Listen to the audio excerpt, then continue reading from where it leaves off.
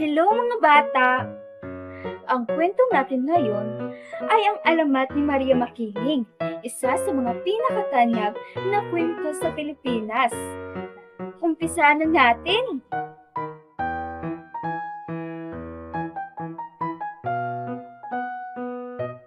Noong unang panahon, sa paanan ng isang bundok sa Laguna, may isang magandang diwata na nangangalang Maria Makiling. Sa gitna ng makapal na gubat, habang namumulot ng prutas ang mga bata, Pedro, tignan mo, ang daming prutas dito. Oo nga, Juan, ang tamis siguro nito. Ang wika naman ni Pedro. Biglang may malamig na hangin na dumaan, at may narinig na malambing na tinig. Mga bata, huwag kayong kumuha ng sobra. Mag-iwan rin kayo para sa iba. Sino po kayo? Gulat na iniwika ni Juan. Ako si Maria, tagabantay ng bundok na ito. Ako ang nangangalaga sa mga hayop, puno at halaman dito. Ngiti na pagkasabi ni Maria. Si Maria Makiling ay kilala sa kanyang kabaitan. Tuwing may nangailangan, siya ay laging tumutulong. Isang araw, sa bahay nila Juan at Pedro.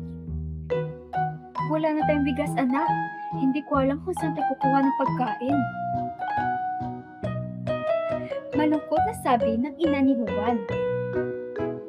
Kinabukasan, nagulat sila na makakita ng isang basket sa harap ng kanilang bahay at puno ito ng pagkain at prutas. Nanay, tignan niyo po, may pagkain. Salamat, sino ka man tumutulong sa amin? Sa malayo nakatingin si Maria Makiling. Ngumiti at biglang naglago sa hangin. Mangingisdang lalaki. Kung mahuli natin si Maria Makiling, siguradong yayaman tayo. At sabi naman ng isang kasamahan ng mangingisdang lalaki, oo, lahat ng ginto at yaman ay atin na. Nalaman ito ni Maria, at sa lungkot at galit, siya ay tuluyang nawala sa paningin ng mga tao.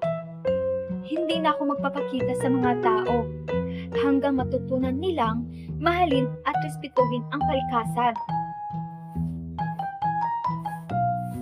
Hanggang ngayon, sinasabi si Maria Makiling ay naninirahan pa rin sa bundok, tahimik na nagbabantay sa kalikasan at sa mga taong marunong magbigay galang. At ang aral ng kwento natin ngayon ay maging mabuti sa kapwa at huwag abusuhin ang kalikasan.